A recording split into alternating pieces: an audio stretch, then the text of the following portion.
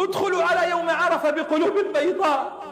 والله إن هذه الدنيا أحقر من أن نحقد، والله إن هذه الدنيا لهي أحقر من أن نحسد، والله إن هذه الدنيا هي أحقر من أن يأتي يوم عرفة في أعظم أيام الله والأخ يجلس في بيت واحد مع أخيه ولا يكلمه، والرجل يعق والده ووالدته.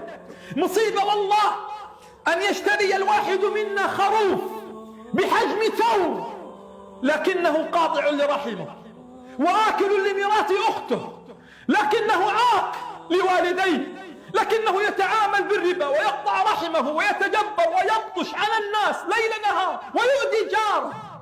القضية ليست قضية دندنة بالقرآن، القضية ليست قضية ذبح أضحية، ولكن القضية هي ذبح أهوائنا، ذبح هذا الغرور وهذا الحقد وهذا الحسد في قلوبنا.